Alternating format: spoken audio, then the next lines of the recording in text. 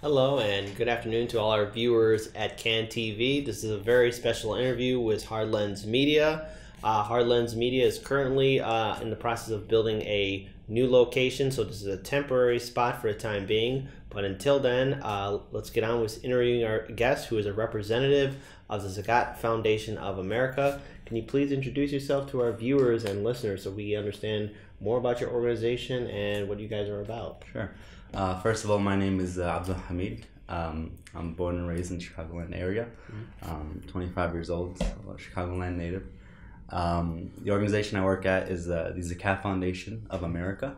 We are a 501c3 nonprofit organization. We focus on humanitarian relief. That's emergency relief and long-term sustainable development. That latter part is more of our focus. So we really work to break people out of the cycles of poverty, build people up from situations that are almost never their choice. Circumstances of war, circumstances of government having to leave their land, whatever it may be. So building them up out of their situations, up out of their problems, and making them sustainable. They can sustain themselves for the future. When you build one person in that way, you actually build everyone else around them in their lives, because now they have the capacity now to affect those people. So that's what we focus on. Now, what led to the creation and I guess the foundation for the Zakat Foundation of America? What year did it officially get started? And what was the spark that really inspired the founders as well as the numerous volunteers to really contribute to this organization? And what really led to this idea? Yeah, so actually we started in 2001. I believe it was October or November of 2001. So shortly after the September 11th, attacks on our country, and it was in a very tense time for the country. We saw a need for helping locally and helping internationally as well. There's problems everywhere you go. People need help anywhere you go in the world. So the founders of our organization saw that need and saw that they can do something to help. So the vision was a humanitarian organization that, again, builds people up out of their situations, makes them better for tomorrow rather than just helping them today. And when this organization got started, what were some of the initial challenges of the Zakat Foundation of America? Now, of course, you mentioned you guys got started in 2001, months after September 11th, and of course, right off the bat, you have to assume that there's always been a lot of hostility, and of course, probably a lot of negative statements too. But what other challenges did you guys face in regards to doing outreach towards communities that needed help, not only here in the United States but overseas as well? So obviously, as a Muslim organization, which we are, so you run into that set of problems, but then you run into the same problems that any nonprofit has, which is you start up, you kind of pull yourself up by your bootstraps. You gotta, this is your responsibility. You have to build your own organization. You have to, again, like you said, you have to do your own outreach. You have to build your own budget. You have to get your name out there, start your programs, establish them, make sure they're effective, make sure that they're actually helping people. How do we measure the effectiveness of this program? It looks nice, people are happy, we take nice pictures, but how do we know that we're really changing people's lives? So that's a set of issues that really any nonprofit organization will run into when it first starts up, and we're definitely not an exception to that when we first started. Well, let's actually have a question directly towards you. Since you're a volunteer and one of the organizers for this group, what have you seen in regards to the impact that the Zakat Foundation of America has done?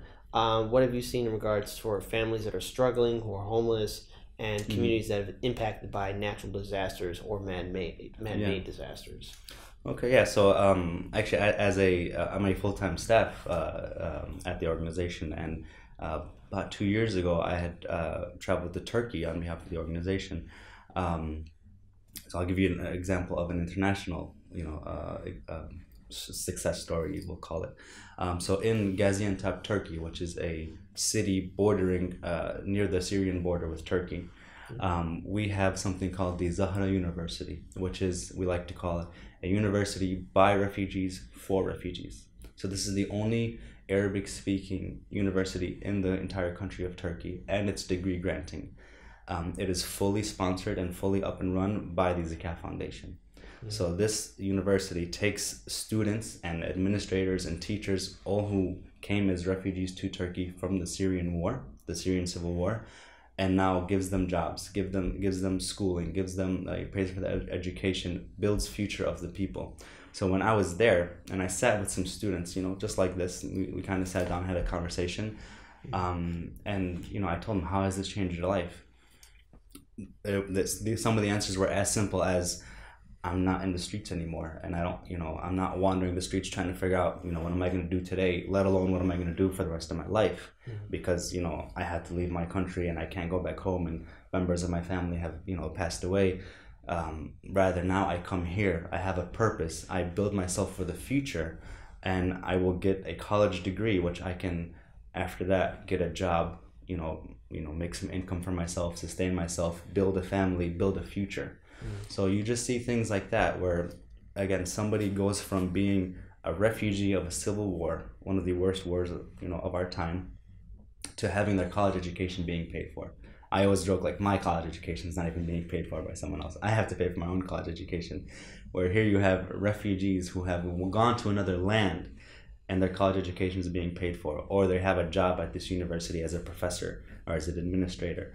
And now that their present day is taken care of, but also their future is being taken care of, and they're working to better their future. So that's just one of the many, many, many examples, and I can literally go on for hours about just individual success stories that I've witnessed firsthand, or that I've just been told about or have read about, that the Zakat Foundation of America has done. Now, of course, you mentioned refugees, especially from Syria, and of course that civil war, which was devastating for the entire country and numerous families that were impacted by that bloody civil war. But the one thing that needs to be remembered is that people who are dealing with conflicts from that area do suffer from mental health and PTSD. Yes. And so I know that your organization has definitely talked about healthcare and medical treatment. So what is your organization's policy towards people suffering from, I guess, the aftermath of civil war, or either that dealing with being a refugee for X amount of years or months, however long it is? It's clearly stressful on the human mind. There's always the thought of survival and of course the end of normalcy. So what do you guys do in regards for providing mental health towards refugees that are dealing with issues that some of us can't even fathom? Yeah, I'm actually happy you asked that, because one of the main long-term development programs that we focus on is health services, specifically mental health services. We do that in Chicagoland and throughout the United States, and actually overseas. So both of our projects in mental health, I visited personally and sat down with the people there. In Chicagoland, we have something called the Khalil Center. It's in Chicago. We have offices in the Bay Area as well. We're opening some more in Los Angeles, New York, maybe hopefully even Toronto. So we're expanding. And this provides mental health to hundreds of individuals. We have a hotline, a 1-800 number where people can call in, with their problems and talk to someone, get some help, be scheduled for an appointment to come in. We also do web therapy online, so if people can't make it to our offices, they can still get some help. Our main clinician there is like 7 weeks backed up with appointments because of how many people are coming. So it's a very successful program. So that's one of the examples of how we help people with mental health here. But then also, as you mentioned, overseas, these same exact people actually who, on that same trip when I visited the university, I also visited our mental health facility. It's in what's called the Hatay province. And ironically, after we left the clinic, my coworker who was, guiding me around, who was working from our office in Turkey, he says, "You see that hill right there? The other side of that hill is Syria." So we're we're right there, and as soon as he said that, I'm like, it just felt different, I felt like this is so close to the problem. We're right here. It's literally on the other side of that hill, which is right in front of me. So at that clinic, we have mental health services for victims of war who's suffering from PTSD, from all the kinds of trauma that they've dealt with, and then also children who have mental health, disabilities and things that are making it hard for them to learn, hard for them to progress. There's some examples of kids who just can't walk because maybe some shrapnel got into their leg. There's examples of kids who have gone deaf because of a loud bomb going off next to their home or in their home, and now they're deaf.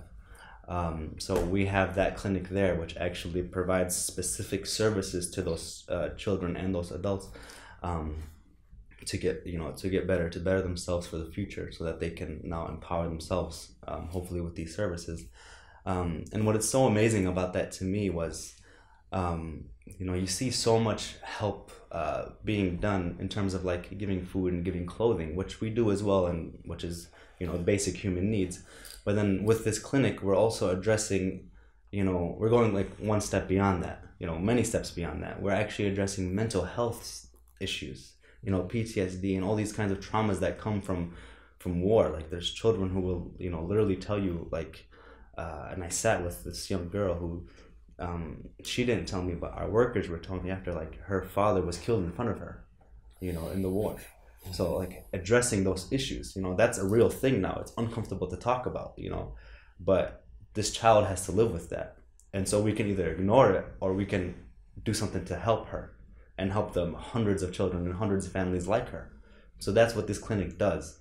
We actually address these issues. We go beyond just, the basic human needs like, food, shelter, warmth. Mm-hmm. We go beyond that. We have, okay, now let's help this person with their mental health issues. Let's help them be a better person. Let's help them be a benefit to themselves and the people around them, and ultimately better society. So we go beyond that one individual. When you build an individual, you really build everyone else around them as well, because now they have the capacity to not only help themselves but help everyone around them. Now, I'm glad that you mentioned that what your organization does to help people out, especially dealing with the aftermath of a devastating civil war. But it's quite clear that there's a lot of conflicts all across the world, and the Zakat Foundation, you guys have been to many regions across the planet. But are there moments where, as a nonprofit, where you say, like, there's only so much that we can do? What can we do, and what can the international community do to help alleviate the problem? Because there are some issues that you guys just cannot fix just all by yourselves. Yeah. Clearly, it's going to take much more of a monumental global effort to really stop. So what kind of reforms are really needed to really stop this refugee crisis? Because apparently there is a growing refugee crisis all across the Middle East, Southeast Asia, as well as other conflict zones. So what can be done to really help your nonprofit, but other nonprofits that are trying to do the same thing too? Yeah. And the thing about that is not just being a nonprofit in terms of like you're limited by the amount of aid that you can send out and the amount of people you can have on the ground to help. But then we're limited as, a nonprofit in terms of what we can really say and what we can really do. In terms of like the political realm, we obviously at 501c3 we stay out of that. We're a humanitarian organization first, foremost, and only. So that's one limitation. But then, so one of the ways to address that is just the idea that you, for example, as Kit, about this issue. That there's a refugee crisis. That there's wars. That there's bad things happening to good people all around the world. Locally and around the world. That's just reality that's just human reality. So I would say a big thing is just knowing that there's the problem. So that's the first step. We can't address the problem if we don't know the problem exists. So that's where, things like social media, that's where things like conversations like this really help and really make a difference. So that when everyone is educated on these issues, now we can actually stand up and do something. We can actually stand up and set a fundraiser at the local school. We can have a fundraiser at our community. We could just have a awareness night.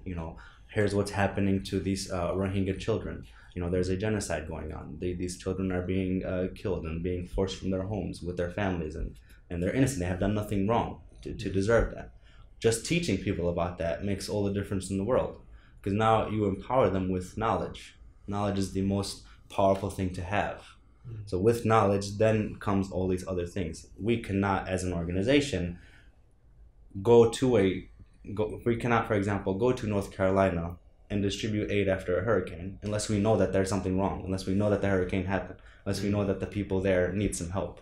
So knowledge is the first step, and it's the most important thing, because you cannot do anything without that.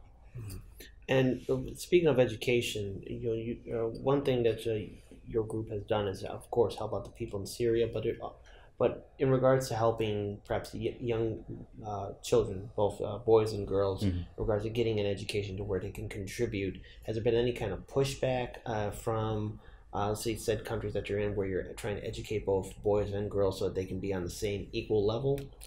Not that I know of. Personally, I mean, we have some schools in some countries that are actually specifically for girls and for women. In for example, Ghana, we have a cassava program, which is where we actually empower local women to process cassava, which is like a local staple crop, and then they could sell that and use it to make food for their families, but then also go into the markets and sell that. And now they're self-sufficient in terms of now they have a job, they can feed their families, they can put children on their clothes back, they can send their kids to school. We have vocational training centers that I've personally visited in Jordan, for example. So women who were otherwise didn't have the opportunities to learn these things now go to our centers and learn computer skills, learn second languages, learn how to do some things as simple as sewing, and now they can actually make these products, go out in the markets and sell them. We have schools in Afghanistan that are just for young girls. So you have all these different programs, actually, specifically women empowerment programs that we have done all around the world. Now, in the aftermath of a conflict or of a natural disaster, one thing that your organization does is also development, such as aims to sever the roots of poverty and empower individuals and communities through self-sustaining and economic and financial resources. So when it comes down to rebuilding infrastructure or rebuilding a settlement or a city or a small town, what will it really take to really get back to normalcy? So what's the process of really rebuilding a community after said disaster or conflict happens? Yeah, that is a deep question. It's a very multifaceted answer. What I can say at the outset is that it definitely takes more than just us. It takes a community locally, but then also internationally. In order to help the problem, first of all, the problem must stop.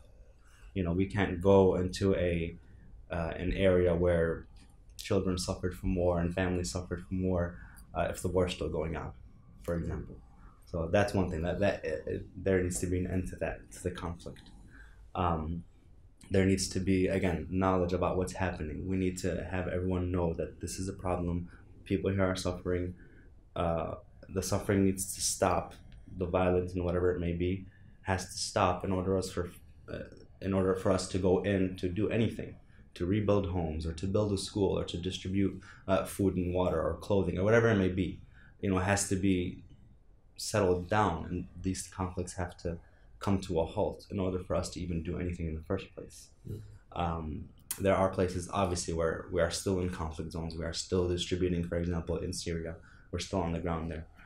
We are still in refugee camps across the world, distributing aid to the people there.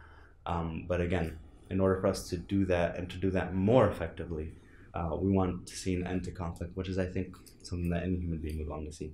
Of course. And when it comes down to actually becoming a volunteer or joining, what's that, like the screening process to really going to these said locations? Like, are there certain requirements that are needed to be met? What's a training process to become a volunteer and actually go overseas and help out communities and people that are recovering from a disaster? So again, that's another actually question that's a lot more complicated than people might think. Okay. Unless you're from you see behind the scenes. Usually when we do these distributions or whatever it may be overseas, we actually are sending people who are local, who have worked with us in the past, who are either part of our offices or have done work with us. And so we send them there because they are already local to the to the problem or to the people who need that help. Otherwise, we don't tend to send people from here overseas. The people here, we usually ask them to raise awareness and to raise funds for these causes. And for that, there is really no criteria other than just the wanting to help. All right, and let's actually look at another aspect too, which is um, some of the concerns in regards towards, I guess, sustainability, because currently the Earth is dealing with climate change, and there are some disasters that cannot be helped, such as a hurricane, or a drought. And so what kind of process is needed to really make sure that there's a backup plan, that said crops or said water won't be contaminated by a disaster or by an unforeseen event? Do you guys have like any kind of contingency plans to really help out communities? Because anything wrong that can happen could happen, and of course I think a lot of people just don't want anything bad to happen at all. So and again, that stuff's usually out of your control, right? So that's why you have to plan for it if it does happen. So again, a lot of these issues are often beyond our power. They're beyond our scope of what we can actually control. What we can control is the effectiveness of our programs long term. Is the making sure that this program will actually help. So for example, something like building a school and getting children educated, we know that that's going to help long term. But something, for example, where it can be out of your control, which is, for example, like you mentioned, contamination of water. So I've actually read stories of people in local villages in Ghana, for example, where they said the one open water well that we had, like an open face well, where they just drop a bucket on a rope, and they just get their water that way. They said that our water gets contaminated by animals running in, falling in, and dying. And we don't know until someone literally pulls up a carcass in the bucket, or until the smell is so bad that we figure something's wrong with that water. That's a sustainability issue, for example. Now, someone built them a well, or they built themselves that well, and now that well is not sustainable anymore because now the water is contaminated. So what we do is we have our people on the ground surveying the land, surveying the ground, seeing what is actually needed to build a sufficient well. So how deep we have to go, for example, to not only hit aquifers in the ground, but then also how to hit safe water, in the ground. And teaching people now, once we build them that safe water well, that is tapped into safe water, teaching the local people who will be using that well how to maintain their well, what not to do to that well, how to, for example, cover it when you're done, how to, for example, pull out water in an efficient manner, so that not only you and your family have enough water, but that all the families in the villages for miles around you also have water. So again, for us, we personally have to make sure that we know what we're doing. We know the land. We know the lay of the land. We know what issues might come up. We address that, and then we teach the people who are local to that program, whatever it may be, not even just the water wells, other programs as well, how to also, again, be self-sufficient. Now, when you run into a problem, here's how you deal with it. Here's what you do. Here's what you don't do. And for you, what's been like the biggest takeaway from being a staff member of the Zakat Foundation of America? And what do you say to those who say that this is a monumental effort that you're doing, and it's too much, and maybe you should just step aside, or maybe it's like there's only so much that you can do? I don't disagree that there's only so much that I can do, but that's not a reason not to do anything. That's the problem sometimes is you look at the world, you look at the problems, and you're like, oh my God, how am I going to do anything? How can I possibly serve 100 million refugees? Sometimes that might actually not be realistic, but that doesn't stop you from doing anything. That shouldn't stop you from helping one person. If you can't help all of humanity, you help one person, you help one community, you help one village. You do something to make a change. Another thing that I took away personally, just from working at the Zakat Foundation of America, I've been there for the last 3.5 years. And just something that I've personally come to benefit from my work is just the fact that I really have nothing to complain about. I have everything in the world to be grateful for. So even when I do run into problems, and life happens for everyone, issues happen, family, whatever it may be, I'm just constantly reminded that you have it really good, and it can always be worse. Just the idea of water, for example, it's such a sacred, such an important thing. So water to me and to you is, okay, we drink it, maybe we use it to cook, we like take a shower. Like for many of us, that's the extent to which we understand water to be. A first world thing. It's a very first world thing. I want water, I go to the faucet. You know, who cares if I leave it running? You know, if I want it hot, I want it hot. If I want it cold, I want it cold, and that's how I'm gonna get it. Right. And that's how we understand water for many of us. But through my work, I've seen water, like people who have literally been saying, like, I've read stories about people who say this water well that Zakat Foundation of America built us in our village, for example, it put a stop to unplanned marriages, because a lot of the young girls were walking miles away from our village to the nearest water source, and many of them were getting kidnapped and eloped and, you know, forced into these unplanned marriages because they didn't have any water. Like, that's mind-boggling. Like, water will literally keep a family together. It's something that a lot of us take for granted. But then also, too, I know your group does a relief effort here in the United States. Yes, I mean, most recently was the devastating hurricane Florence, yes, sir. I believe. Yes, sir. And, you know, there's clearly the impact on communities here. And especially here in the United States, there's a lot of, I guess, deep political divide in how some political leaders view the Muslim community, the Arab community, and when you guys go in there to help out, perhaps areas that perhaps maybe aren't open, what has been the general response back, like when you guys do give relief and support? You know, as with any nonprofit, and then especially as a Muslim nonprofit, you're gonna run into those problems, and you have to navigate as wisely as you can to not put yourself in the political, you know, debate or whatever it may be, but to just, as a humanitarian organization, as an organization who exists solely for the benefit of other people, you have to do what you can to help. So a lot of times the response, once we actually do these programs, is overwhelming gratitude and overwhelming an idea of like, oh wow, I didn't know Muslims like would do this kind of stuff, you know. And a lot of times you can't blame ignorance, you know. To a certain degree you can, but then a lot of times it's really not in people's control, that this is all they've known about, for example, the Muslim community or whatever it may be. So when we're on the ground and actually distributing aid in North Carolina, for example, we've had our office there for years now, and we've been recognized by local politicians, you know, for the work that we've done locally. And people are grateful for your support and help. Exactly, yeah. So so then for our viewers who are probably watching this on CAN TV and then later on our social media, where can they learn more about your organization? Where can they find your organization's website to volunteer, support? What can they do? Where can they find you guys? So they can go to www.zakat.org, zakat.org. You can find us on social media, Facebook, Twitter, Instagram at ZakatUS, ZAKATUS. And then also search Zakat Foundation of America on Facebook. Find us, learn about us, reach out to us, and we are more than happy to work with people who also want to make change.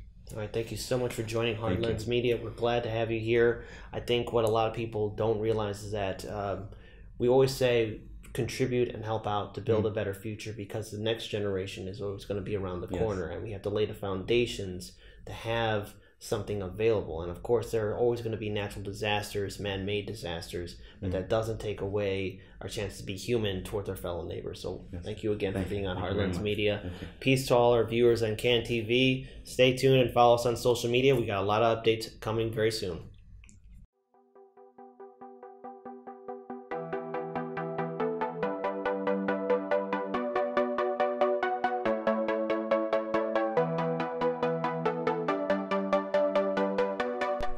You're watching Hard Lens Media.